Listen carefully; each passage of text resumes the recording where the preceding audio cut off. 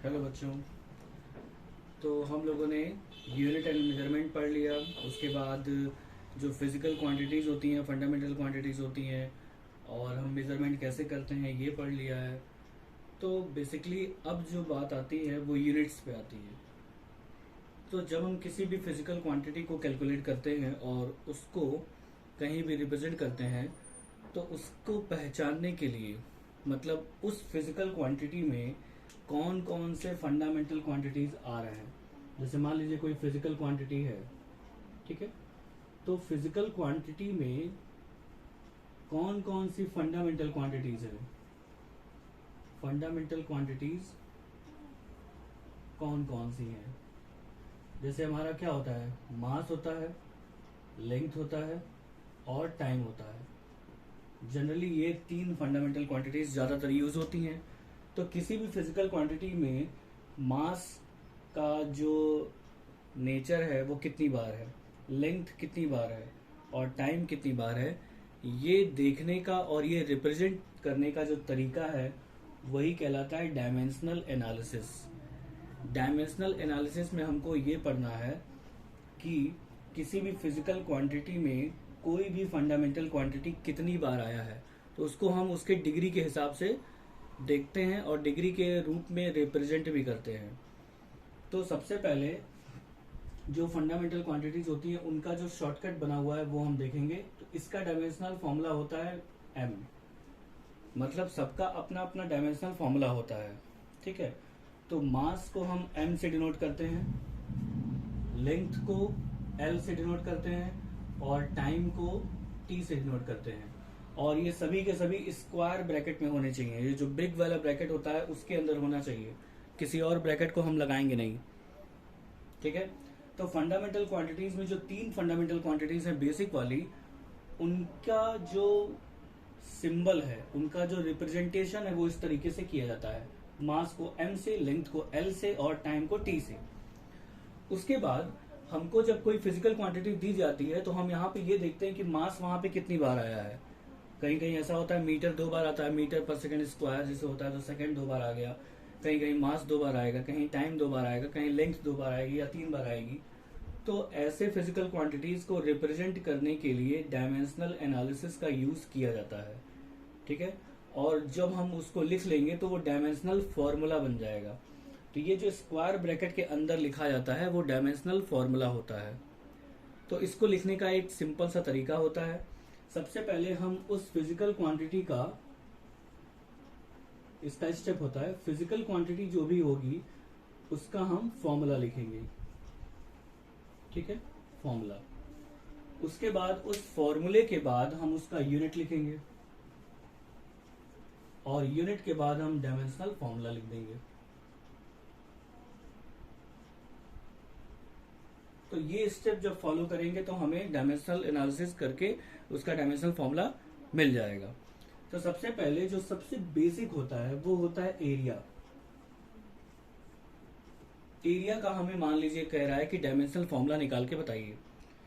तो एरिया का फॉर्मूला होता है लेंथ इनटू ब्रेड्थ, ठीक है। तो लेंथ का यूनिट मीटर हो गया, ब्रेड्थ का यूनिट भी मीटर हो गया, तो ये हो गया मीटर स्क्वायर, ठीक है। तो सबसे पहले फिजिकल क्वांटिटी लिखा, फिर उसका फॉर्मूला लिखा और फिर उसका यूनिट लिख दिया। अब यहाँ पे यूनिट में मीटर दिया है, ठीक है। तो मीटर जो है वो किसका यूनिट होता है, वो लेंथ का यूनिट होता है। और यहाँ मीटर 2 बार लिखा है तो हम यहाँ पे लिखेंगे L2। ये हो गया इसका डायमेंशनल फॉर्मूला। लेकिन डायमेंशनल फॉर्मूले में जनरली ये जो MLT है ये तीनों होना चाहिए। जब भी इसको लिखा जाता है तो तीनों एक साथ लिखा जाता है। तो अगर वो उसमें नहीं है तो वो जीरो में लिखा जाएगा, बाकी सब जो पावर रहेगी वो लिखा जाएगा। तो इसको हम ऐसे भी लिख सकते हैं। क्लियर, सिंपलेस्ट तरीके से मैं आपको बता रहा हूँ। उसके बाद आता है वॉल्यूम। मान लीजिए वॉल्यूम का डायमेंशनल फॉर्मूला आपको लिखना है, तो वॉल्यूम में क्या आता है, length into breadth into height, तो ये भी हो गया मीटर, ये भी हो गया मीटर और ये भी हो गया मीटर, तो ये L³ बन जाएगा क्योंकि मीटर का मतलब है लेंथ, तो L³ हो गया।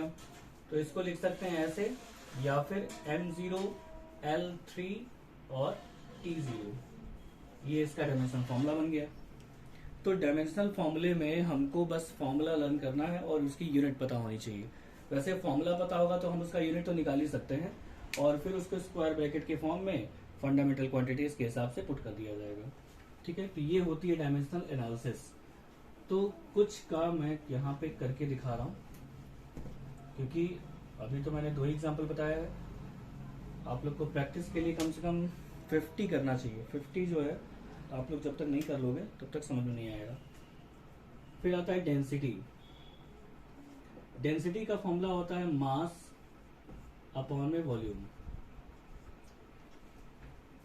हमको डेंसिटी का डायमेंशनल फॉर्मूला लिखना है।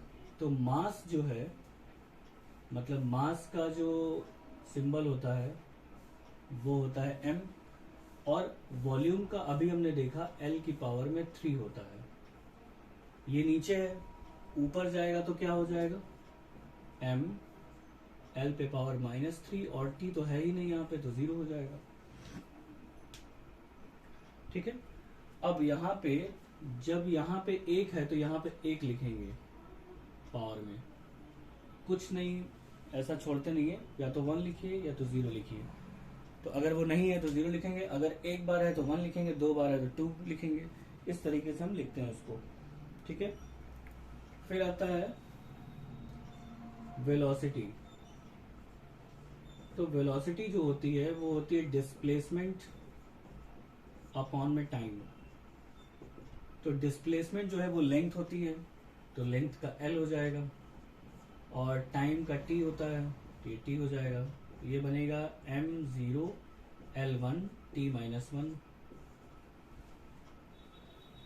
ठीक है, ये हो गया वेलोसिटी। फिर आता है मोमेंटम। मोमेंटम का फॉर्मूला होता है मास इनटू वेलोसिटी। तो मास का हो जाएगा m और इनटू में वेलोसिटी का हो जाएगा LT-1। तो ये पूरा का पूरा बनेगा M1 L1 T-1। I hope आप लोगों को समझ में आ गया होगा आपके कैसे लिखना रहता है इसको। ठीक है, कुछ और करवा देते हैं। फिर आता है एक्सेलरेशन। एक्सेलरेशन जो है वो होता है फॉर्मूला वेलोसिटी अपॉन टाइम।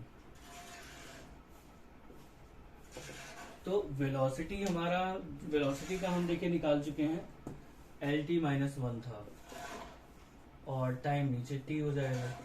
तो पूरा पूरा कंबाइन करेंगे तो M0 है, क्योंकि मास तो यहाँ पे है ही नहीं। फिर L1 और T पे -2, क्योंकि यहाँ से ऊपर जाएगा तो एक पावर ऐड हो जाएगी। फिर आता है फोर्स। फोर्स होता है मास इनटू एक्सेलरेशन। तो मास का m हो जाएगा और एक्सेलरेशन का हमने निकाल लिया LT-2, तो ये हो जाएगा M1 L1 T-2। ठीक है, तो इस तरीके से हम किसी भी फॉर्मूले का या फिर किसी भी फिजिकल क्वांटिटी का डायमेंशनल फॉर्मूला निकाल सकते हैं। ठीक है, इसमें हमें कुछ करना नहीं है, बस हमें फॉर्मूला याद होना चाहिए और उसका यूनिट याद होना चाहिए। फिर इसके बाद हम प्रेशर का देख लें। प्रेशर का, और फिर उसके बाद वर्क। ये सब कुछ बेसिक फॉर्मूले होते हैं जिनका डायमेंशनल फॉर्मूला आपको याद होना चाहिए और एग्जाम में भी निकालने के लिए कभी कभी आ जाता है। तो हम प्रेशर को देखेंगे। तो प्रेशर का फॉर्मूला होता है फोर्स अपॉन में एरिया। फोर्स का अभी हमने निकाला MLT-2 और एरिया का होता है L²। ये सबसे पहले हमने निकाला था। तो ये जब ऊपर जाएगा तो ये 2 ऊपर जाएगा तो -2 हो जाएगा, तो ML-1 और T-2, ये आ जाएगा प्रेशर। फिर हम निकालेंगे वर्क डन या वर्क। तो ये होता है फोर्स इंटू डिस्प्लेसमेंट। तो फोर्स का हमने निकाला है MLT-2 होता है और डिस्प्लेसमेंट का मतलब L, तो ये हो जाएगा ML² T-2। ठीक है। तो आई होप आप लोग को डायमेंशनल एनालिसिस समझ में आ गई होगी। इसके ऊपर आप लोग क्वेश्चन के प्रैक्टिस करिएगा। नेक्स्ट क्लास में हम आगे बढ़ेंगे। Thank you.